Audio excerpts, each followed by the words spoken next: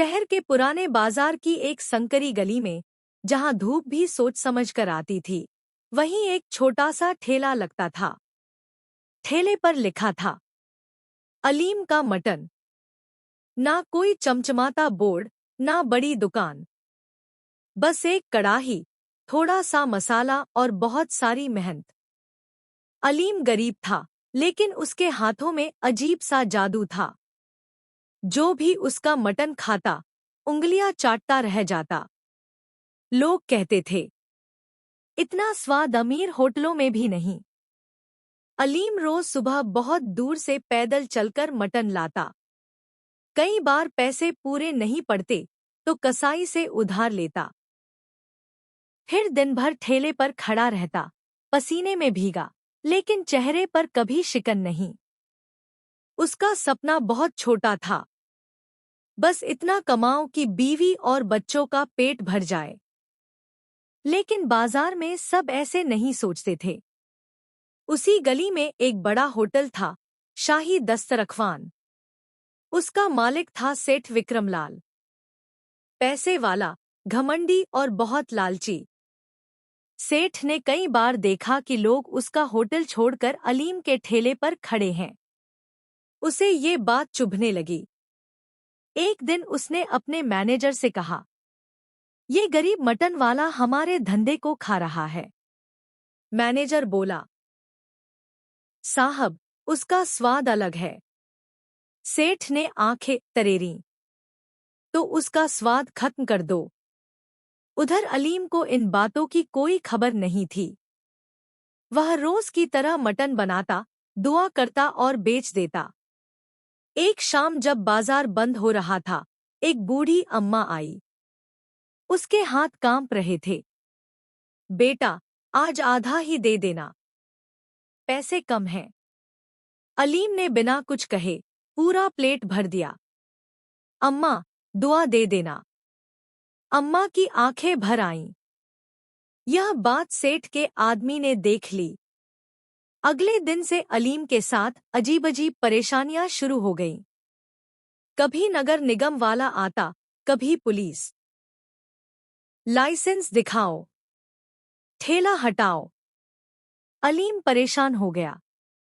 मैं क्या करूं? गरीब आदमी हूं। लेकिन उसने हार नहीं मानी। एक दिन सेठ खुद ठेले पर आया।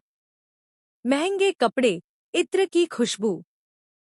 सुना है तुम्हारा मटन बहुत मशहूर है। अलीम ने आदर से कहा, जी, अल्लाह की मेहर है। सेठ ने प्लेट मंगाई, खाया और पल भर में चुप हो गया। उसके चेहरे का रंग बदल गया। मन ही मन बोला, वाकई कमाल है। लेकिन जुबान से बोला, ठीक ठाक है। फिर उसने कहा, मेरे होटल में काम करोगे? अच्छा पैसा दूंगा। अलीम चौंक गया। मगर मेरा ठेला। सेठ हंसा। गरीबों की चीजें छोड़नी पड़ती हैं आगे बढ़ने के लिए। अलीम ने सिर झुका लिया। माफ कीजिए, मैं यहीं ठीक हूं। सेठ की मुस्कान गायब हो गई। फिर मत कहना मैंने मौका नहीं दिया। उस रात अलीम बहुत देर तक सो नहीं सका। उसे डर भी था, लेकिन आत्मसम्मान उससे बड़ा था। अगले दिन एक नई मुसीबत आई। कसाई ने उधार देने से मना कर दिया। सेठ का दबाव है। अलीम खाली हाथ बैठा रहा। पहली बार ठेला बिना मटन के था। लोग पूछने लगे, आज मटन नहीं? अलीम की आंखें झुक गईं। नसीब में नहीं। उसी शाम उसकी बीवी बोली, अगर तू हार गया तो हम क्या सिखाएंगे बच्चों को? अलीम ने मुट्ठी भींच ली। नहीं हारूंगा। लेकिन कैसे? शहर में एक बड़ा मटन मेला लगने वाला था। वहीं सेठ विक्रमलाल सबसे बड़ा स्टॉल लगाने वाला था। अलीम ने फैसला कर लिया, यही किस्मत आजमाऊंगा। उसने आखिरी बची रकम जुटाई, उधार लिया, छोटा सा स्टॉल बुक किया। लोग हंसने लगे। अरे, गरीब मटन वाला शाही मेले में? सेठ दूर से देखकर मुस्कुराया। अब मजा आएगा। अलीम ने कड़ाही चढ़ाई, मसाले डाले, दुआ पढ़ी। खुशबू फैलने लगी। भीड़ रुकने लगी। और वहीं से शुरू होने वाली थी गरीब मटन वाले की जिंदगी की सबसे बड़ी लड़ाई। मटन मेले की सुबह अलीम के लिए किसी इम्तिहान से कम नहीं थी। उसकी छोटी सी स्टॉल, 4 लकड़ी के पटरे, एक पुरानी कड़ाही और थोड़े से मसाले, बस यही उसकी पूंजी थी। आसपास बड़े बड़े स्टॉल चमक रहे थे। सेठ विक्रमलाल का स्टॉल तो किसी शादी के पंडाल जैसा लग रहा था। लाइटें, बैनर और दर्जनों नौकर।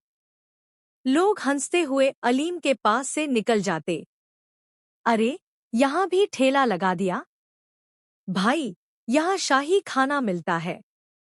अलीम कुछ नहीं बोला। उसने बस कड़ाही में तेल गरम किया और अल्लाह का नाम लिया। जैसे ही मसाले तेल में पड़े, खुशबू ने हवा पकड़ ली। पहले पहले कुछ लोग रुके। भाई, ये खुशबू कहाँ से आ रही है? एक आदमी बोला। उधर उस छोटे स्टॉल से। लोग पास आने लगे। अलीम ने पहला प्लेट बनाया।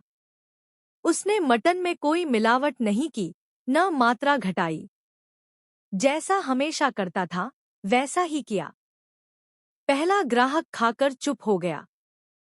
फिर बोला, इतना स्वाद? उसने अपने दोस्तों को बुलाया। इधर आओ। भीड़ धीरे धीरे बढ़ने लगी। उधर सेठ विक्रमलाल दूर से देख रहा था।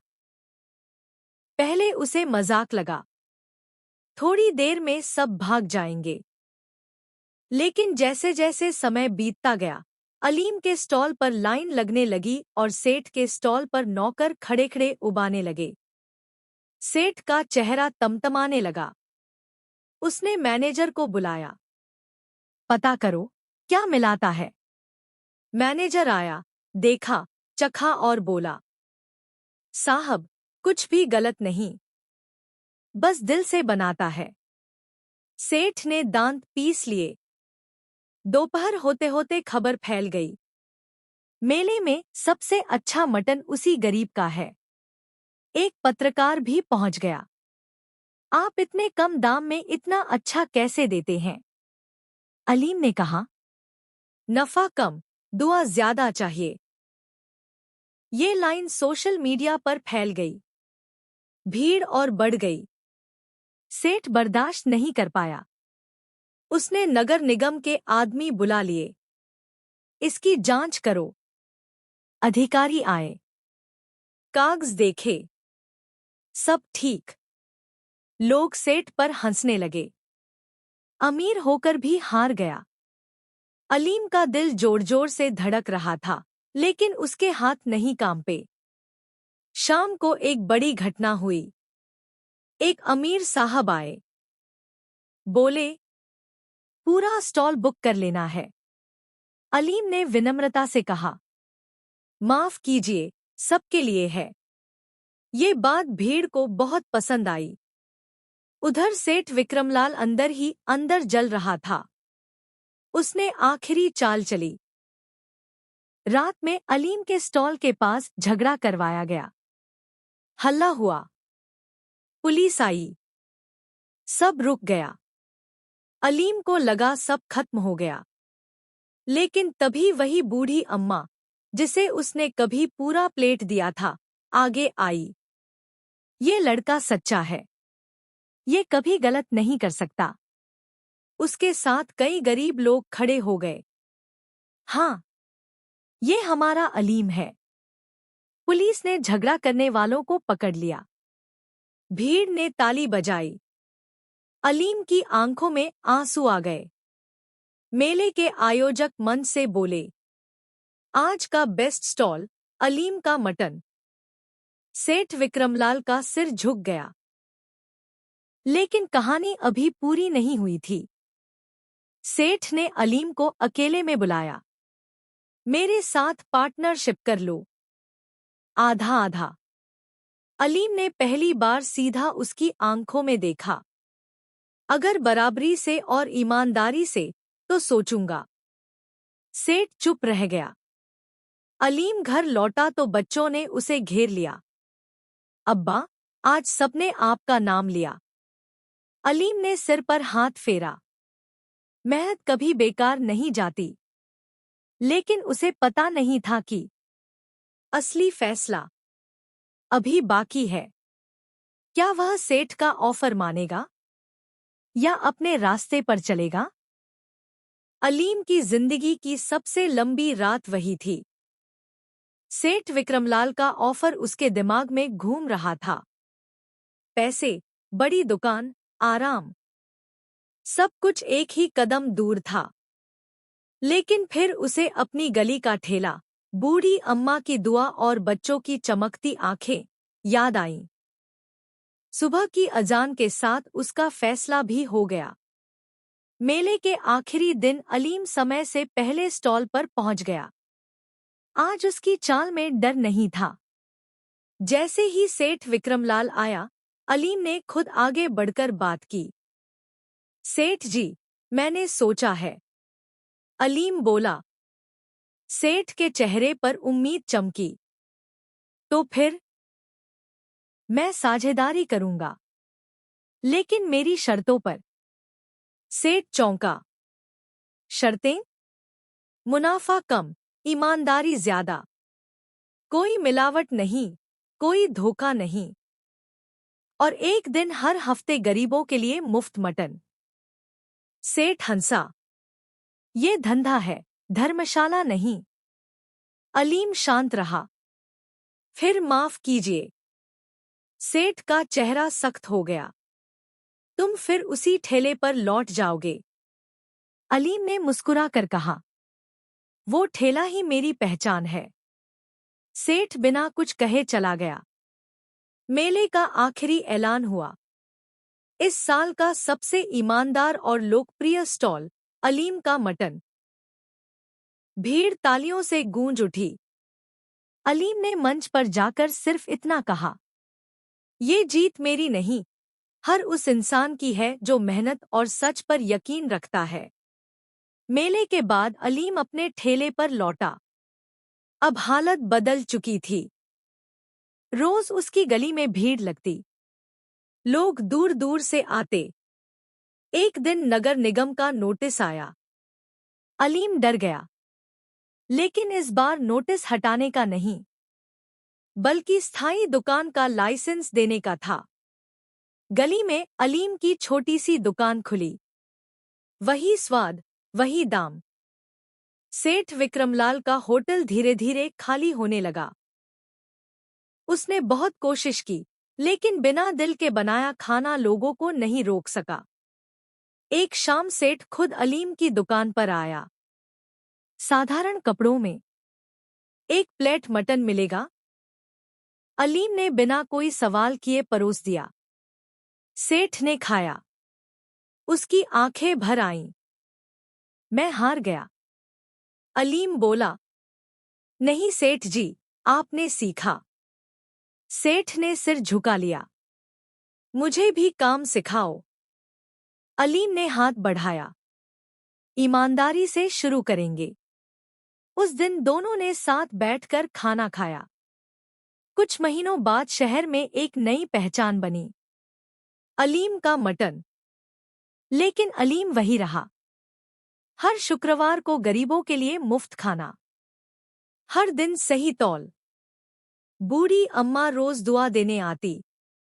अलीम के बच्चे स्कूल जाने लगे। और गली का वो छोटा ठेला, जिसे लोग कभी नजरअंदाज करते थे, आज सम्मान की मिसाल बन गया। क्योंकि अलीम ने साबित कर दिया था, गरीबी हालात होती है, ईमानदारी पहचान, और मटन का असली स्वाद मसालों में नहीं, नियत में होता है। समाप्त।